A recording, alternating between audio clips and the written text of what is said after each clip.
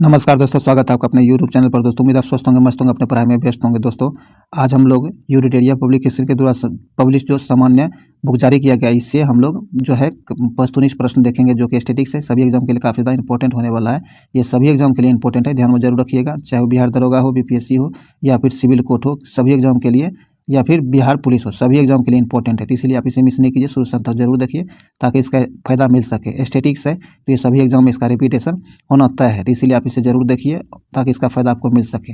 और इससे पहले जो आपको जितने भी वीडियो इसका हो चुका है, अगर आप नहीं देख पाए तो उसके प्लेलिस्ट का लिंक भी डिस्क्रिप्शन में मिल जाएगा, उसे भी जाकर जरूर देखिए, ताकि इसका बेनिफिट आपको एग्जाम में देखने के लिए मिल सके। और इस वीडियो को शुरू से अंत तक देखिए, इस वीडियो को लाइक शेयर जरूर कीजिए, ताकि इसका फायदा औरों को मिले, ज़्यादातर लोगों तक पहुँच सके। और इस चैनल को सब्सक्राइब जरूर कर लीजिए। तो चलिए इस वीडियो को शुरू करते हैं, ज़्यादा टाइम नहीं गवाते हैं, इस वीडियो को शुरू करते हैं। आइए सेट नंबर 81 का पहला क्वेश्चन कहता है, राज्य पुनर्गठन। क्या है? राज्य पुनर्गठन आयोग ने किस वर्ष अपनी रिपोर्ट प्रस्तुत की थी? तो ये किया था आपको 1955। कब? 1955 में। सी नंबर सेंस होगा 1955। आगे कहता है, किसी अविलंबनीय लोक महत्व के मामले पर तुरंत चर्चा के लिए स्थगन प्रस्ताव लाया जाता है। इस प्रकार के प्रस्ताव लाने के लिए कितने सदस्यों का समर्थन आवश्यक होता है? तो इस प्रकार के प्रस्ताव को लाने के लिए कम से कम कितने सदस्यों का समर्थन आवश्यक होता है? तो इसका सेंस हो जाएगा 50 सदस्यों का। कितना? 50 सदस्यों का समर्थन होना आवश्यक होता है। बी नंबर सेंसर हो जाएगा। आगे कहता है, वित्तीय आपातकाल। वित्तीय आपातकाल की घोषणा को मंजूरी देने के लिए संसद में किस प्रकार की बहुमत की आवश्यकता होती है? कहता है, वित्तीय आपातकाल की घोषणा करने के लिए, मंजूरी देने के लिए संसद में किस प्रकार की बहुमत की आवश्यकता होती है? तो इसके लिए जो है सामान्य बहुमत से भी इसे लागू किया जा सकता है। ए नंबर सेंस होगा सामान्य बहुमत द्वारा। संघीय संविधान जो है कि निम्नलिखित में से कौन विशेषता नहीं है? देखिएगा कौन सी विशेषता नहीं है, ये आपको बताना है। तो आपको एकल नागरिकता इसकी विशेषता नहीं है। डी नंबर सेंस हो जाएगा। कहता, निम्नलिखित में से किस संशोधन के लिए संसद के विशेष बहुमत एवं आधे राज्यों के विधानमंडलों की स्वीकृति की आवश्यकता होती है?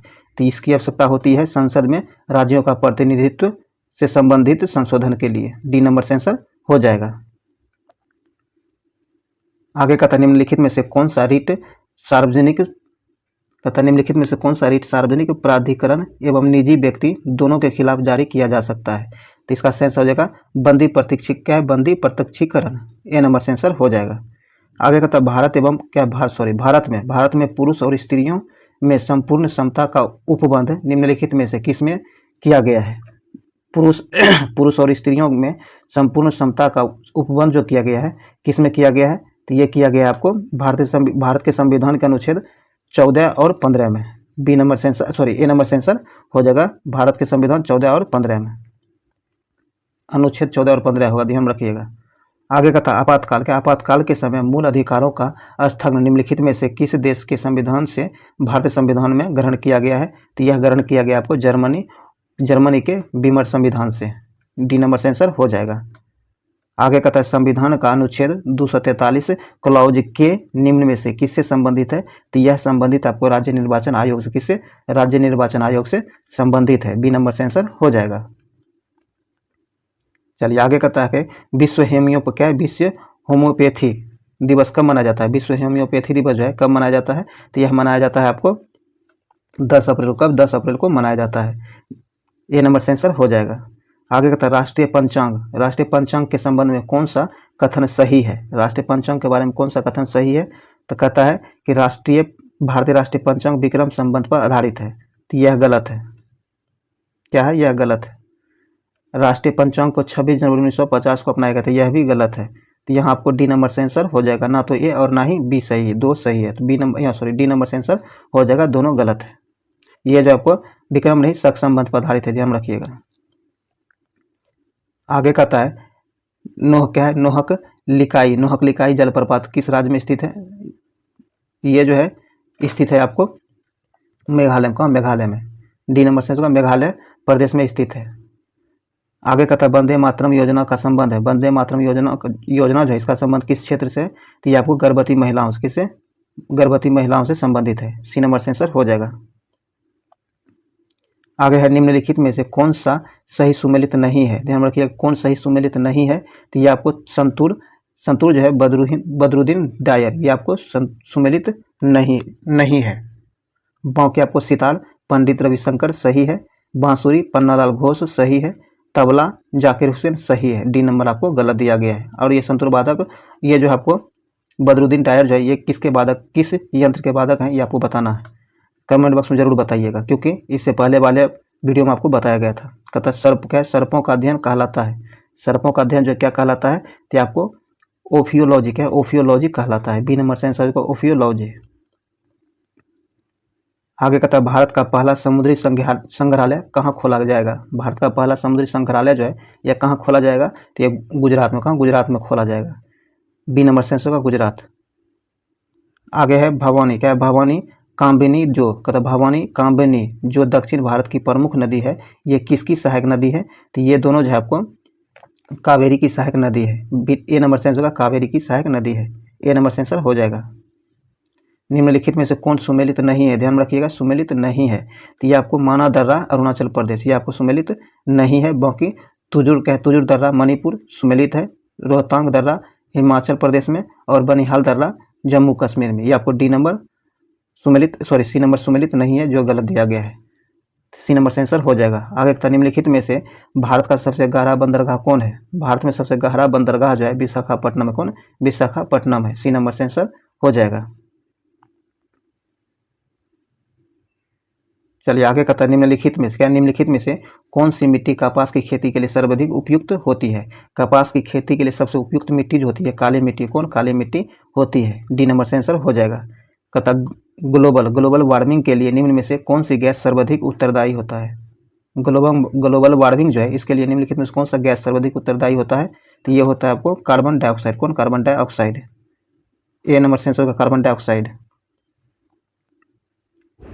नोकरेक जैवमंडल नीचे मेघालय की निम्न में से किस पहाड़ी का हिस्सा है, तो ये जो है आपको मेघालय के गारो पहाड़ी का हिस्सा है। ए नंबर से आंसर हो जाएगा। आगे कहता है भारत और श्रीलंका, क्या भारत श्रीलंका के बीच अवस्थित है। भारत और श्रीलंका जो है इसके बीच कौन कौन अवस्थित है, ये आपको पाक जल, क्या पाक जल संधि स्थित है। उसके बाद आपको मन्नार की खाड़ी स्थित है। 1 और 3 हो जाएगा, तो डी नंबर से आंसर हो जाएगा। चलिए आगे है शेरशाह, क्या शेरशाह के समय मौजूदा सरकार पैदावार का कुल कितना भाग लगान के रूप में वसूली करता था। शेरशाह के समय में मौजूदा सरकार जो हुआ करता था पैदावार का कुल कितना भाग लगान के रूप में वसूली करता था, तो ये आपको 1/3 भाग लगान के रूप में वसूली किया करता था। ए नंबर से आंसर हो जाएगा। आगे कहता निम्नलिखित में से किस में 4 जुलाई, कहता निम्नलिखित में से किस में 4 जुलाई 1776 को अमेरिकी स्वतंत्रता का घोषणा पत्र अंगीकृत किया था, तो ये अंगीकृत किया था आपको द्वितीय कॉन्टिनेंटल कांग्रेस ने। सी नंबर से आंसर हो जाएगा। आगे कहता है कि निम्न में से दक्षिण अमेरिका का कौन सा देश स्थलरुद्ध है। कहता नीचे दिए गए से वो कौन दक्षिणी अमेरिका का देश है जो स्थलरुद्ध है, तो ये है आपको पराग्वे। कौन, पराग्वे। बी नंबर से आंसर पराग्वे। स्थलरुद्ध का मतलब है जो चारों तरफ से, मतलब उसका कोई भी सीमा समुद्र से नहीं सकता है, उससे स्थलरुद्ध कहा जाता है। यानी उसके चारों तरफ देश ही देश होगा, समुद्र से उसकी सीमा साझा नहीं हो रहा होगा। तो यहाँ बी नंबर से आंसर हो जाएगा। आगे कहता है मनुष्य में, क्या मनुष्य में शर्करा का पाचन कहाँ प्रारंभ होता है। मनुष्य में शर्करा का पाचन जो होता है ये आपको मुख गुहा से प्रारंभ होता है। ए नंबर से आंसर मुख गुहा से। आगे है मनुष्य के हृदय के किन कक्ष में अशुद्ध रक्त का परिवहन होता है। तो अशुद्ध रक्त का परिवहन जो था आपको दायां आलिंद एवं बायां निलय में होता है। डी नंबर से आंसर हो जाएगा। आगे कहता कौन सी क्रिया से ऊर्जा प्राप्त होती है। कहता ऊर्जा जो प्राप्त होती है कौन सी कौन सी क्रिया से, तो ये पोषण क्रिया से। किसे, पोषण क्रिया से ऊर्जा प्राप्त होती है। डी नंबर से आंसर हो जाएगा। आगे कहता है यूकेरियोटिक सेल में प्लाज्मा झिल्ली किससे बनी होती है। तो ये जो प्लाज्मा झिल्ली होती है ये आपको फास्फोलिपिड से बनी होती है। ए नंबर से आंसर होगा फास्फोलिपिड से। चलिए आगे है, आगे कहता है यदि व्यक्ति को गलत समूह का रक्त दे दिया जाए तो निम्नलिखित में से क्या परिणाम होगा। अगर किसी व्यक्ति को गलत रक्त समूह का रक्त दे दिया जाएगा तो उसका क्या परिणाम होगा। तो इस कंडीशन में आरबीसी का संश्लेषण होता है। क्या, आरबीसी का संश्लेषण हो जाता है। सी नंबर से आंसर हो जाएगा। चलिए आगे है, आगे कहता है मधुमक्खी के डंक, क्या मधुमक्खी के डंक मारने पर निम्न में से किस पदार्थ के उपयोग से आराम मिलता है? तो इसका सही आंसर हो जाएगा आपको बेकिंग सोडा। क्या बेकिंग सोडा के उपयोग से जो है आराम मिलता है। आगे कहता दो सेलों से बनी बैटरी में, कहता दो सेल से बनी बैटरी जो होता है इसमें आपको एक सेल का धनात्मक सिरे दूसरे सेल के ऋणात्मक सिरे से जुड़ा रहता है। सी नंबर से आंसर हो जाएगा। आगे कहता तेल एवं जल के मिश्रण से, तेल एवं जल के मिश्रण से उसके अवयवों को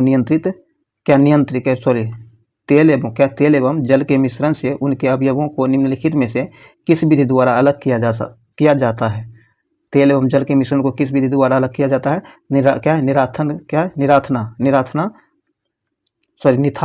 निथारना विधि से अलग किया जाता है। बी नंबर से होगा निथारना। आगे कहता है दूध से दही बनना किस प्रकार के परिवर्तन की श्रेणी में आता है?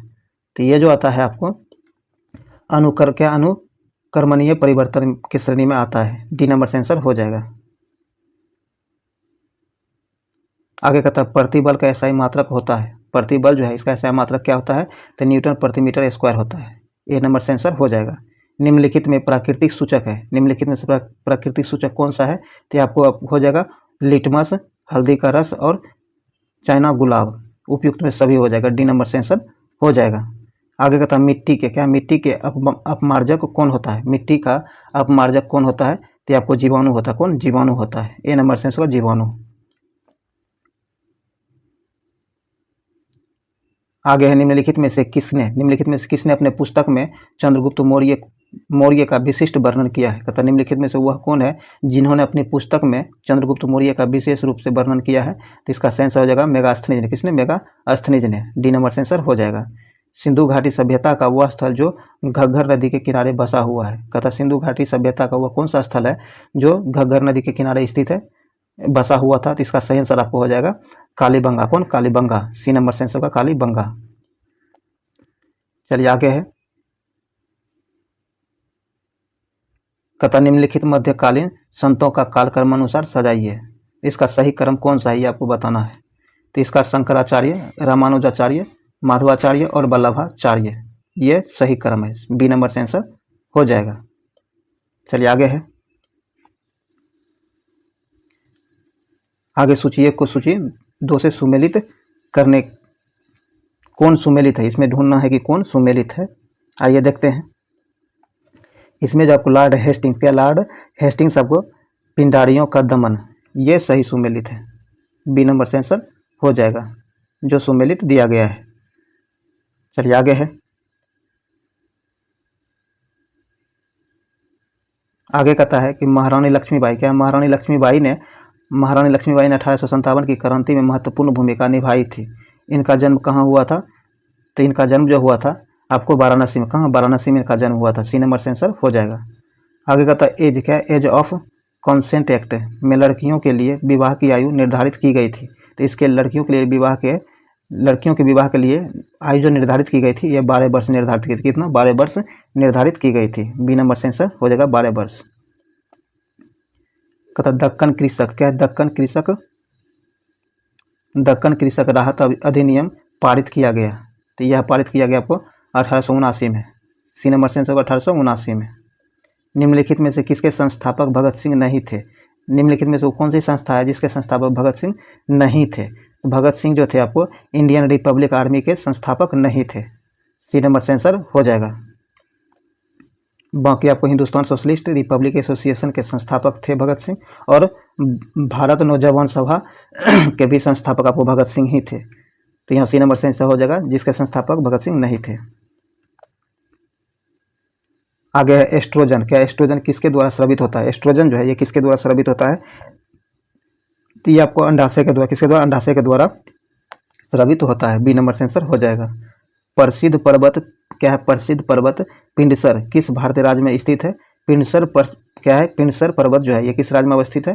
तो यह है आपको उत्तराखंड का, उत्तराखंड में स्थित है। सी नंबर से आंसर हो जाएगा।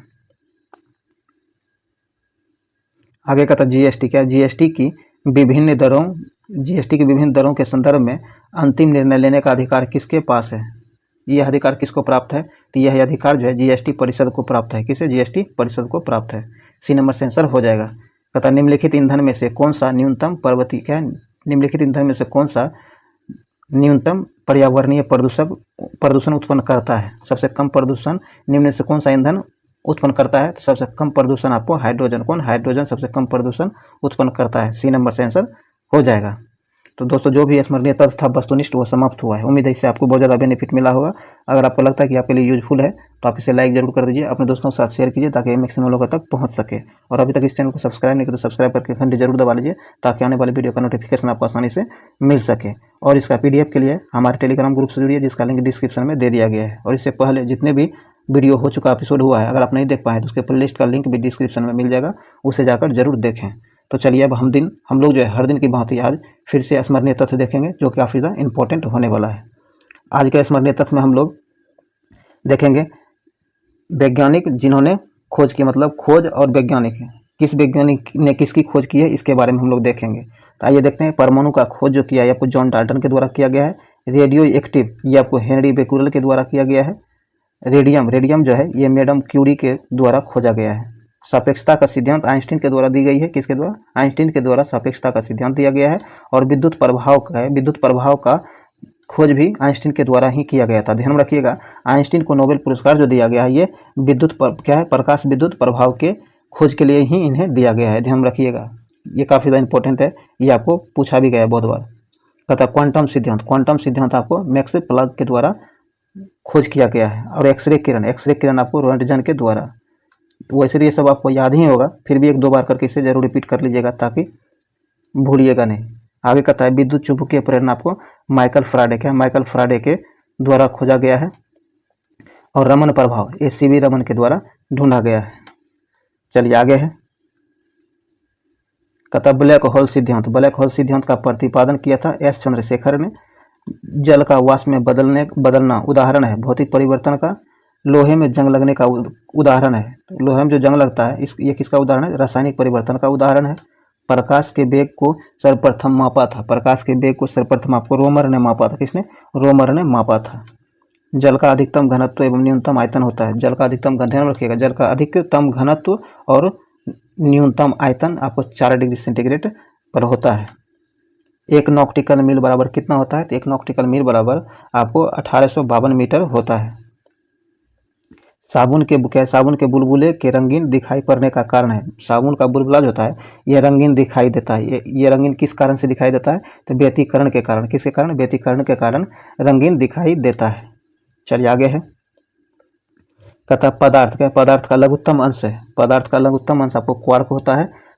एक प्रकाश वर्ष बराबर 9.46 गुना 10⁻15 मीटर होता है। एवोगाड्रो संख्या का मान 6.023 गुना 10⁻23 होता है। एक कूलम आवेश बराबर होता है। तो 1 कूलम आवेश बराबर आपको 6.25 गुना 10⁻18 इलेक्ट्रॉन होता है। ये सब मान आप ध्यान में रखिएगा, जरूर रख लीजिएगा क्योंकि आपको एग्जाम में डायरेक्ट इसे बताना पूछा जाता है। अगर थोड़ा सा भी आपको गलती होगा तो फिर गया इसमें कोई, इसीलिए आप इसे डिजिट में है इसीलिए आपको इसको ध्यान से देखना पड़ेगा। आगे द्रव का तापमान बढ़ने पर पृष्ठ तनाव पर क्या प्रभाव पड़ता है? तो ये कम होता है। पृष्ठ तनाव कम हो जाता है। एक आदर्श तरल की सहायता होती है। एक आदर्श तरल जो होती है इसकी सहायता 0 होती है। ताप बढ़ने पर द्रव की सहायता पर क्या प्रभाव पड़ता है? जब ताप बढ़ता है तो द्रव की सहायता घट जाती है। क्या होती है? घट जाती है। ताप बढ़ने पर गैस की सहायता पर क्या प्रभाव पड़ता है? तो ये इसकी सहायता, गैस की सहायता बढ़ जाती है। किस विधि से ऊष्मा की हानि सबसे तेज गति से होती है? कहता वो कौन सी विधि है जिसमें ऊष्मा की हानि सबसे तेजी से होती है? तो ये संवहन विधि में। किसमें? संवहन विधि में। चलिए आगे है। कहता बर्फ में नमक मिलाने पर उसके गलनांक पर क्या प्रभाव पड़ता है? जब बर्फ में नमक मिलाया जाता है तो उसके गलनांक पर क्या प्रभाव पड़ता है? तो इसका गलनांक आपको घट जाता है। क्या घट जाता है? तारों का जो टिमटिमाना होता है ये किस कारण होता है? तारे जो टिमटिमाते हैं किस कारण से टिमटिमाता है? ये आपको अपवर्तन के कारण। किसके? अपवर्तन के कारण टिमटिमाता है। सूर्य उदय से पहले दिखाई देने वाले लालिमा का कारण है। सूर्य उदय से पहले ही लालिमा जो दिखाई देता है आकाश में ये अपवर्तन के कारण ही दिखाई पड़ता है। किसके कारण? अपवर्तन के ही कारण। तो दोस्तों जो स्मरणीय तथ्य था ये भी समाप्त हुआ है। उम्मीद है ये जो है इससे आपको बहुत ज़्यादा बेनिफिट मिला होगा। अगर आपको लगता है कि सही मायने में इससे आपको आपके लिए यूजफुल रहा है तो इसे लाइक ज़रूर कर दीजिए। अपने दोस्तों के साथ इसे शेयर कीजिए। आपके पास जितने भी स्टडी ग्रुप हैं सबों में शेयर कीजिए, चाहे व्हाट्सअप ग्रुप हो या फिर टेलीग्राम ग्रुप हो, जो भी हो वहाँ इसे शेयर कीजिए ताकि ये मैक्सिमम लोगों तक पहुँच सके और इसका फ़ायदा मैक्सिमम लोग उठा सकें। और अभी तक इस चैनल सब्सक्राइब नहीं किया तो सब्सक्राइब जरूर कर लीजिए, घंटे दबा लीजिए और ऑल नोटिफिकेशन जरूर सेलेक्ट कीजिएगा ताकि जब भी वीडियो अपलोड किया जाए तो उसका नोटिफिकेशन सबसे पहले आप तक पहुँचे। और इसका पीडीएफ प्रैक्टिस के लिए पीडीएफ लेना चाहते हैं तो हमारे टेलीग्राम ग्रुप से जुड़िए या फिर किसी भी एग्जाम के अपडेट के लिए टेलीग्राम ग्रुप से जरूर जुड़िए, जिसका लिंक डिस्क्रिप्शन में है। और इससे पहले जितना भी एपिसोड हो चुका है आप नहीं देख पाए तो उसके प्लेलिस्ट का लिंक भी डिस्क्रिप्शन में दे दिया गया है, उससे जाकर जरूर देखें ताकि इसका फ़ायदा आपको मिल सके। स्टैटिक्स है तो जितना रिवीजन कीजिएगा उतना आपके लिए बेनिफिट रहेगा। तो चलिए इस वीडियो को यहीं समाप्त करते हैं, फिर मिलते हैं एक नए वीडियो के साथ। तब तक के लिए जय हिंद।